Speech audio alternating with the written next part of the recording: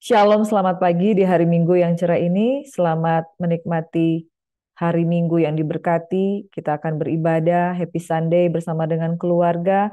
Dan mari kita siapkan hati kita untuk mendengarkan sabda firman Tuhan. Sebelumnya kita satu dalam doa. Terpujilah Tuhan yang menaruh di bibir mulut kami pujian, penyembahan yang baru, selalu baru setiap hari. Urapan yang baru setiap hari, sehingga rahmat-Mu yang kami terima juga selalu baru tiap hari. Kasih karunia Tuhan cukup bagi kami, dan oleh karena rahmat-Mu, di dalam pujian penyembahan ada kuasa. Kuasa untuk menyelamatkan, kuasa untuk memulihkan, yang susah dihiburkan, yang sakit disembuhkan. Di dalam nama Yesus, ketika kami memuji meninggikan Engkau, iman kami bangkit. Di dalam nama Yesus Tuhan, kami berdoa dan bersyukur, sambut berkat-berkat firman-Mu, kami siap memuji menyembah Engkau. Terpuji nama Tuhan, haleluya, amin. Mari Bapak Ibu sahabat GCC yang diberkati Tuhan Yesus Kristus, kita memuji kebesaran Tuhan. Percayalah janji Tuhan, ya dan amin. Terpujilah nama Tuhan, haleluya Yesus.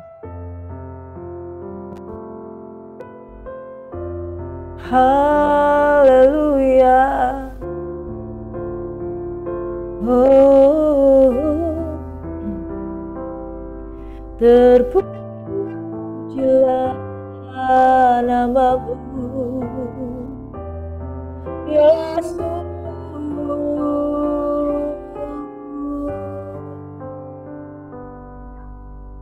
Sungguh besar setiamu, Kau nyatakan bagi Kau Bapa yang selalu isi hatiku.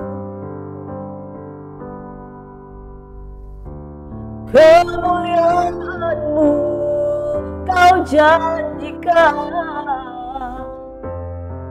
aku tetap percaya. Ku percaya janji-Mu ajaib, terukir dalam kehidupanku. Ku berserah di dalam kekuatan-Mu, ku percaya. Oh, haleluya. Sungguh besar setiamu, Kau nyatakan bagiku. Kau Bapa yang selalu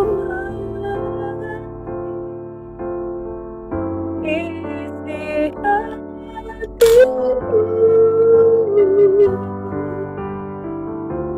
Kemuliaan-Mu Kau janjikan, oh, aku tetap percaya. Ku percaya janji-Mu ajaib, terukir dalam kehidupanku. Ku berserah di dalam kekuatan, hanya Kau, hanya bagiku. Ku percaya janji-Mu ajaib, selalu terukir di dalam hatiku. Oh, ku berserah dalam kekuatan, ku percaya.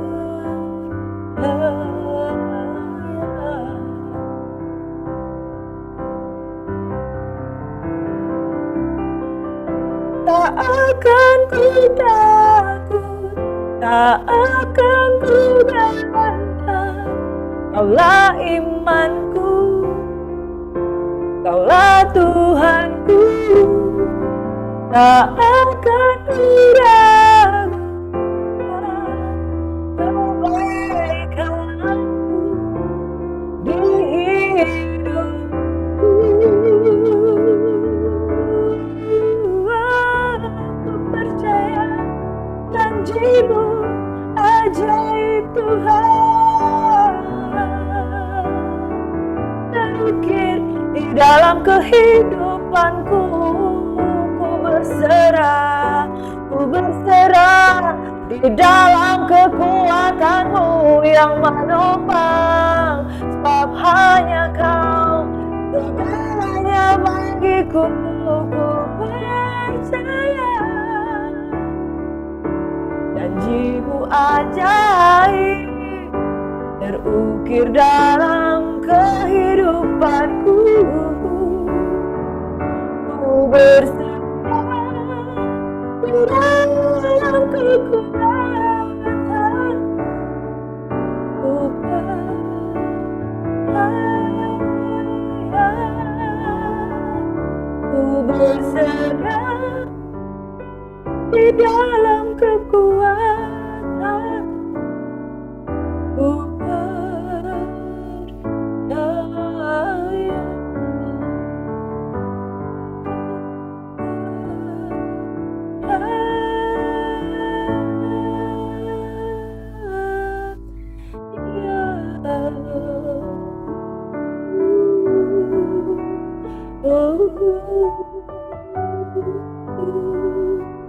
Terima kasih Tuhan.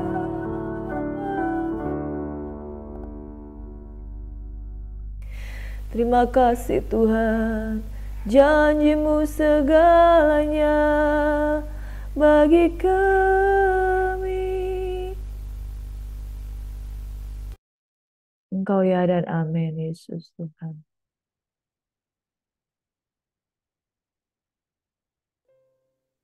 Janji-Mu terukir di hatiku. Bila ku ingat segala kebaikan-Mu Tuhan, tidak ada alasan untuk mundur atau melupakan janji-janji-Mu Tuhan. Dari segala yang baik yang dijanjikan Tuhan, tidak ada satupun yang tidak digenapi. Semuanya digenapi. Dari segala yang baik yang dijanjikan Tuhan, hal-hal kecil, hal-hal besar yang Tuhan janjikan, tidak pernah tidak kami nikmati. Kesehatan, kekuatan, berkat Tuhan, pemeliharaan, dahsyat sungguh luar biasa, bahkan panggilan kami Engkau teguhkan hari demi hari. Terlalu limpah janji-Mu Tuhan, sebab itu yang ada di dalam hati kami adalah bersyukur. Tidak pernah gagal orang yang memegang janji-Mu, tidak pernah akan dikecewakan orang yang memegang janji-Mu, karena janji-Mu ya dan amin. Pagi hari ini kami diteguhkan kembali dengan janji-janji-Mu Tuhan. Dan firman-Mu yang menjadi kekuatan dalam kami, terus kami pegang dalam nama Yesus Tuhan. Bapa terima kasih, urapan yang baru meneguhkan kami dengan janji firman-Mu. Apalagi ya Tuhan, apalagikah janji-Mu pagi hari ini? Semua yang sudah Engkau janjikan, Engkau selalu genapi. Luar biasa Tuhan. Kami berterima kasih dan kami sambut berkat-Mu, janji-Mu dalam nama Yesus. Amin. Sahabat GACC yang diberkati oleh Tuhan Yesus Kristus, janji Tuhan seperti fajar pagi hari yang tiada pernah terlambat untuk bersinar. Amin. Sekali lagi kita akan belajar tentang janji Tuhan. Janji Tuhan itu murni bagaikan perak yang teruji. Saudaraku yang diberkati oleh Tuhan Yesus Kristus, kemarin saya ketemu dengan teman-teman pelayanan yang saya lahir baru di sana di Yayasan Hosana. Saya lahir baru di sana, saya mengalami pertobatan di sana, saya mengenal kasih Tuhan dari sana. Dan sekitar 20-an lebih tahun kemudian saya kembali ketemu dengan mereka. Dan kami diteguhkan di dalam satu panggilan kembali di dalam pelayanan itu. Saudara, saya jadi flashback ke belakang, hati saya nangis, saya berkata seperti ini. Inilah keluargaku. Keluargaku yang membawa aku untuk mengenal Tuhan oleh karena Tuhan Yesus. Gimana sih saudara kalau mengingat gimana awal mula kasih mula-mula kita pertama kali kita bertobat. Ya, pertama kali kita bertobat, kita baru mengenal kasih Tuhan. Kita baru mengenal yang namanya kelahiran baru. Kita baru mengenal apa itu pertobatan. Saya mengenal apa itu bahasa roh. Saya mengenal apa itu berdoa yang sungguh-sungguh, berdoa yang benar. Ini loh berdoa yang benar. Itu awal-awalnya dikasih mula-mula. Dan saya dipertemukan kembali dengan teman-teman pelayanan waktu awal-awal banget saya lahir baru. Dan saya diteguhkan kembali sebagai untuk melayani bersama-sama dengan mereka. Saya nangis dan saya bilang begini, memang ya, kalau Tuhan itu berjanji, dia itu pasti menggenapi.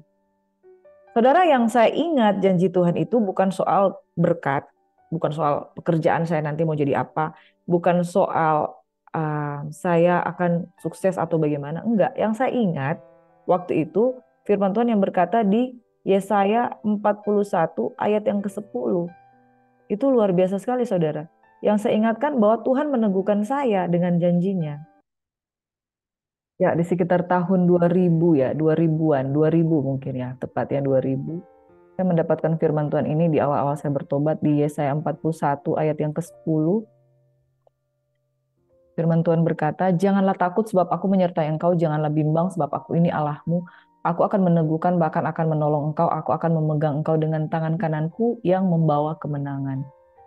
Yang Tuhan Roh Kudus taruhkan di sini adalah menggarisbawahi kata meneguhkan. Meneguhkan untuk apa? Waktu itu saya waktu pertama lahir baru itu kayak kaget ya, kayak first time saya menyadari, wah ternyata pelayanan itu luar biasa ya, pengalaman yang indah. Dan Tuhan janjikan, aku akan meneguhkan engkau. Makin kesini makin diteguhkan dan semakin kesini ternyata makin diteguhkan dan banyak pintu-pintu pelayanan yang dibukakan. Dan saudaraku, kalau Tuhan itu berjanji, itu 20 tahun lalu loh saudara. Tuhan berjanji secara spesifik, aku akan meneguhkan engkau. Dan Yesaya 61 ayat 1 dan 2 itu kemudian menjadi ayat yang kemudian menjadi visi saya secara pribadi. Yang saya mau katakan di sini bahwa janji Tuhan itu adalah janji yang murni bagaikan perak yang teruji.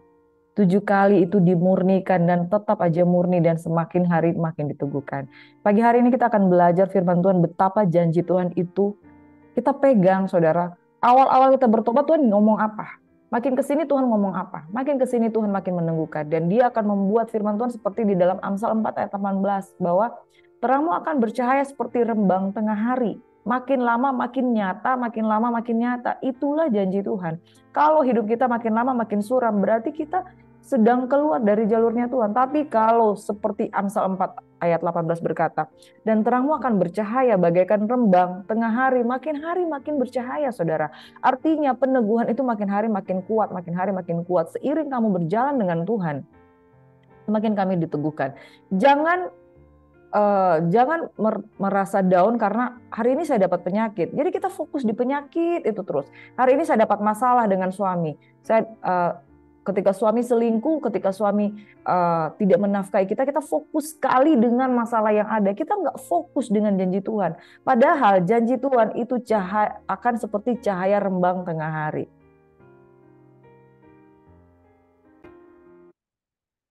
Janji Tuhan itu makin diteguhkan dan makin diteguhkan. Jadi saudara jangan mundur karena masalah.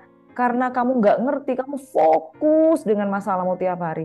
Kita harus fokus pada janji Tuhan. Maka masalah-masalah itu akan gugur satu persatu.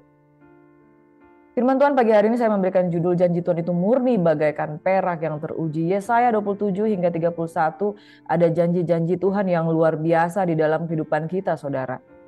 Nah, saya mau melihat di Yesaya 27. Yesaya 27 Tuhan berbicara ada Lewiatan, dia juga adalah kebun anggur. Jadi sekali lagi saudara, hidup ini harus kita jaga. Sejak Adam dan Hawa, Tuhan berbicara soal kebun, taman, Eden, ada juga ular. Di hidup ini kalau kita nggak jaga saudara, ular itu bukan lagi ular yang kecil. Waktu kitab kejadian Adam dan Hawa, sekarang itu udah menjadi ular, Lewiatan. Sekarang ini di akhir zaman udah menjadi naga saudara. Dia punya banyak pengalaman untuk menjatuhkan. Jadi saudara kalau tidak memegang janji Tuhan, saudara fokusnya hanya di masalah. Suami Anda belum bertobat. Sampai hari ini, saudara fokus dengan suami Anda yang belum bertobat. Kenapa tidak fokus kepada janji Tuhan yang akan membuat suami Anda bertobat? Saudara bedakan fokus ini. Tuhan Bukan Tuhan nggak senang kita punya masalah. Tapi kalau saudara fokus kepada masalah, nggak fokus pada janji Tuhan, saudara fokus pada hal yang negatif. Kalau kita fokus pada janji Tuhan, hal yang negatif akan berubah menjadi positif. Karena kuasa iman. Iman adalah dasar dari segala sesuatu yang kita harapkan dan bukti dari segala sesuatu yang belum kita lihat, belum kita terima. Itu kita menjadi bukti dalam kehidupan kita. Percaya dulu, saudara. Karena firman Tuhan katakan, pada waktu itu Tuhan akan melaksanakan hukuman dengan pedangnya yang keras, besar, dan kuat terhadap Lewiatan, ular yang meluncur atas Lewiatan, ular yang melingkar, dan ia akan membunuh ular naga yang di laut. Pada waktu itu akan dikatakan, bernyanyilah tentang kebun anggur yang elok. Aku Tuhan penjaganya, setiap saat aku menyiraminya supaya jangan orang mengganggunya. Siang malam aku menjaganya. Kalau saudara bertanya, Tuhan tolong aku, jaga aku. Saudara salah. Karena Tuhan menjaga tanpa engkau minta. Kehangatan murka tiada padaku, sekiranya tampak kepadaku putri malu dan rumput, aku akan bertindak memeranginya dan aku akan membakarnya sekaligus. Kecuali kalau mereka mencuri perlindungan kepadaku dan mencari damai dengan aku, ya mencari damai dengan aku. Saudara, destiny kita adalah kebun anggur yang dijaga oleh Tuhan. Kalau mau berbicara tentang kebun anggur, ya, Yohanes 15 berbicara tentang kebun anggur dan dia adalah penjaganya. Jangan ragu terhadap penjagaan Tuhan, tapi yang kita harus fokus bukan kepada masalahnya. Ular, Lewiatan itu akan merusak pikiran kita dengan masalah-masalah. Dia uji, dia berikan pencobaan-pencobaan bagi kita sehingga kita fokus pada masalah. Akhirnya kita jadi malas berdoa, kita jadi kepahitan dengan Tuhan.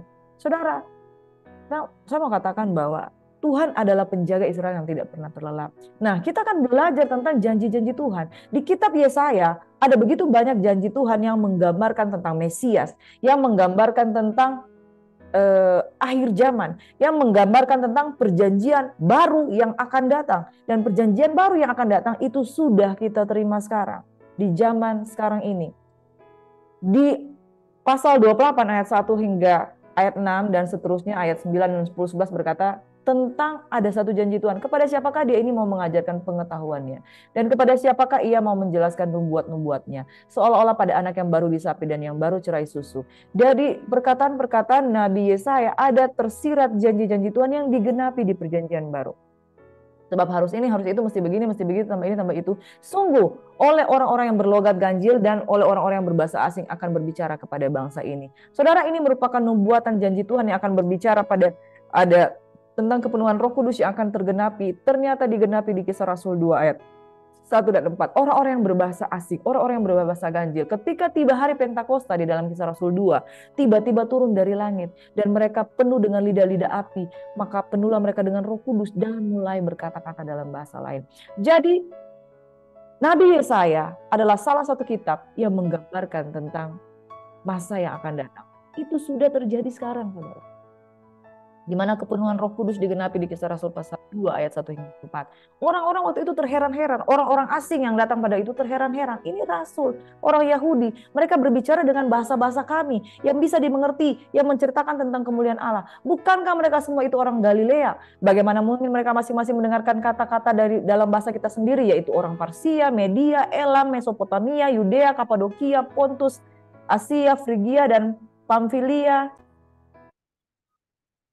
Mesir dan daerah-daerah Libya yang berdekatan dengan Kirene, pendotong dari Roma, orang Yahudi maupun penganut agama Yahudi, orang Kreta, orang Arab. Kita mendengar mereka berkata-kata dalam bahasa kita sendiri tentang perbuatan-perbuatan besar yang dilakukan oleh Allah. Jadi saudara yang diberkati, janji nubuatan tentang bahasa roh, tentang bahasa yang bisa diartikan oleh karena kepenuhan dari Roh Kudus itu dicatat di dalam kitab Yesaya. Nah, saya mau katakan begini, janji Tuhan itu murni bagaikan perak yang teruji. Apa yang Tuhan janjikan ratusan tahun lalu, ribuan tahun dari sebelum kita hidup, itu digenapi, sudah digenapi di Kisah Rasul pasal 2. Saya pernah berbahasa roh, saudara, keluarnya bahasa aneh.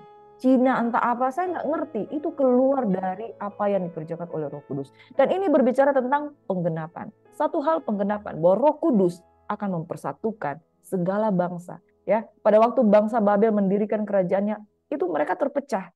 Kemudian mulai lahir begitu banyak bahasa. Tapi Tuhan dari begitu banyak bahasa dia akan persatukan dalam satu bahasa. Itu bahasa Roh Kudus, bahasanya Tuhan. Makanya nggak ada seorang pun yang tidak akan mengerti suara Tuhan karena ada bahasa Roh Kudus, bahasa firman Tuhan yang akan mempersatukan segala bangsa dalam satu bahasa, yaitu bahasa Yesus Kristus, Tuhan.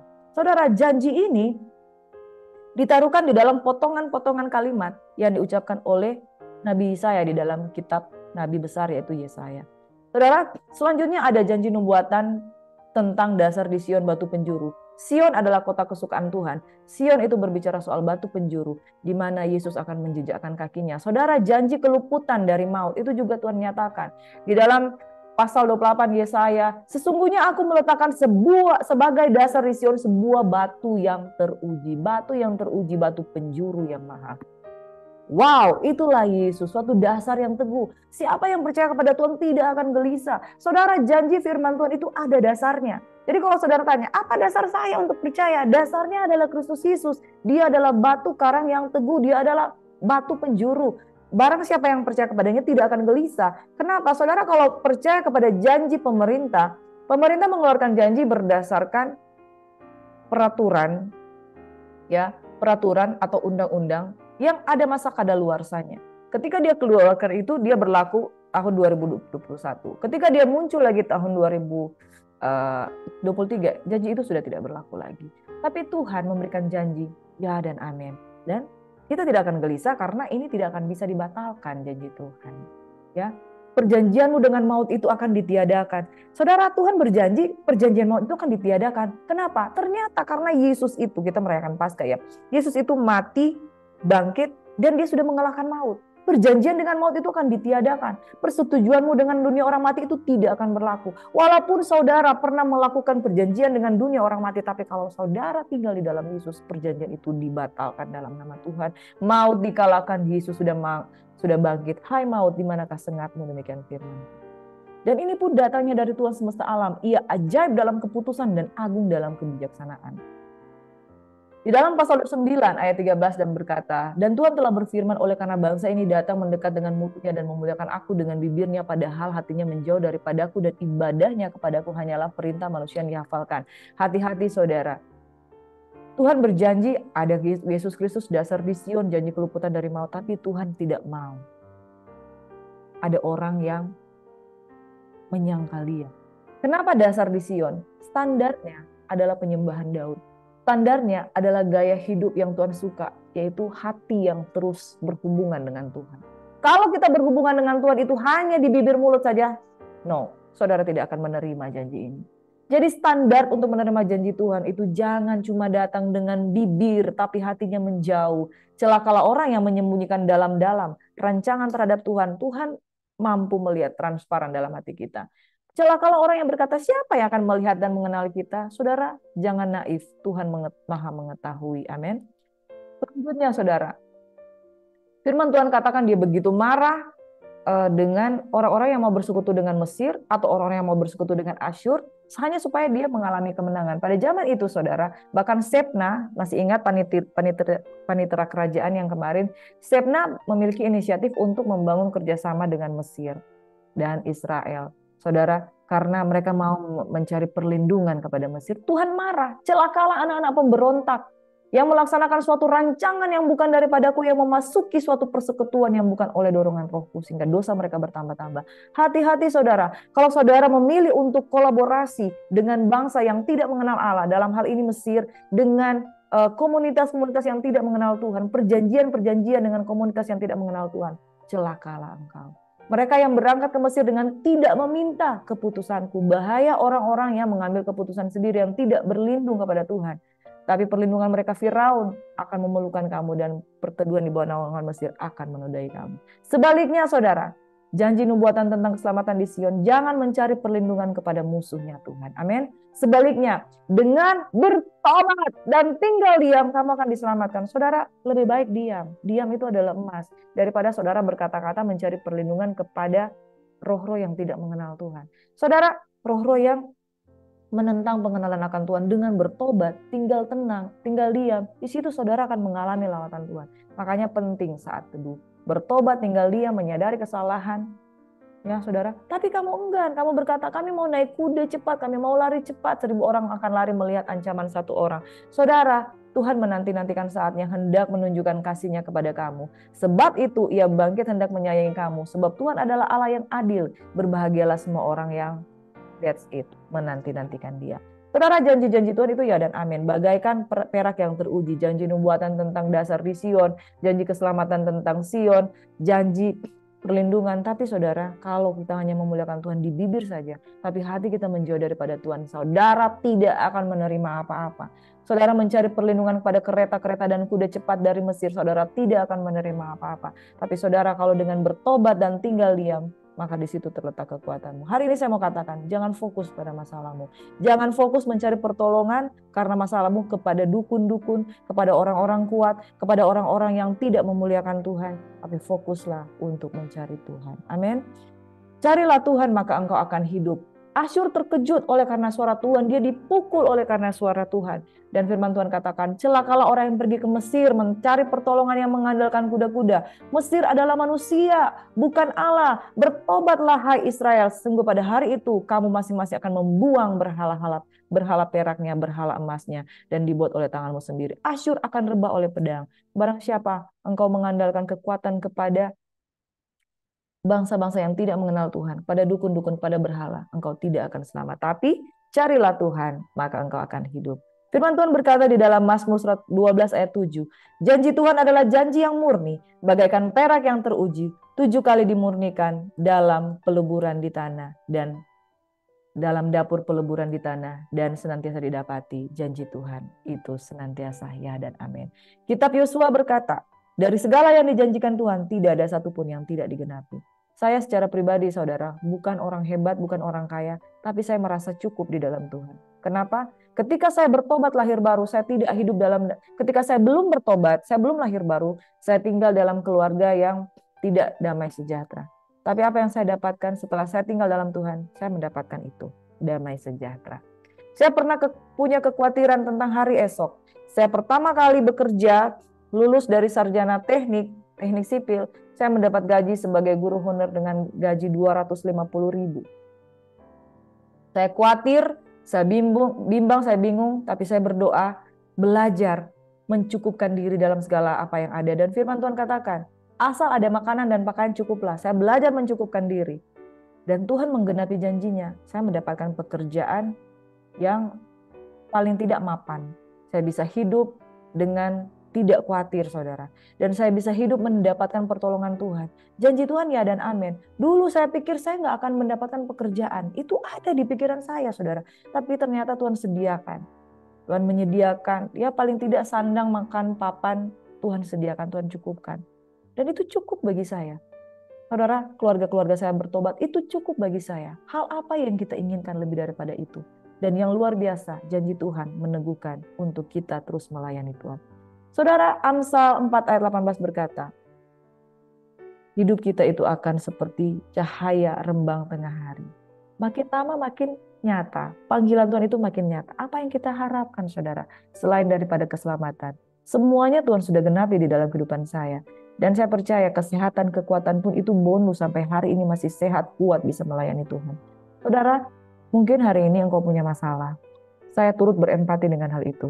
Tapi please jangan fokus dengan masalah. Please jangan fokus. Ada janji Tuhan. Kalau fokus pada janji Tuhan, maka masalahmu pun akan beres di hadapan Tuhan. Percaya? Yang diberkati Tuhan, sama-sama katakan amin. Mari kita berdoa. Terima kasih Bapa di surga, Engkau yang menggenapi janjimu, bagaikan perak yang teruji, dimurnikan di dalam dapur peleburan, dan tetap kami dapati bahwa Engkau setia. Terima kasih Bapa di surga, kesehatan, kekuatan, kemenangan menjadi bagian kami. Hari Minggu yang diberkati, kami mengalami berkat-berkat Tuhan. Tidak bersungut, tidak khawatir, tidak menyalahkan Tuhan, tidak menyalahkan keadaan, tetapi makin hari makin kuat menghadap Tuhan di Sion. Dalam nama Yesus semua yang percaya kepada Tuhan sama-sama katakan, haleluya, amin. Shalom, Tuhan Yesus memberkati. Terima kasih Bapak Ibu Saudara yang sudah mengikuti channel ini dengan setia. Amin. Bagi saudara-saudara yang belum subscribe, saya mengajak mari kita subscribe supaya saudara bisa mendapatkan notifikasi per hari setiap kali kami menayangkan siaran pemberitaan firman Tuhan. Tuhan Yesus memberkati. Janji Tuhan, janji yang murni. Amin.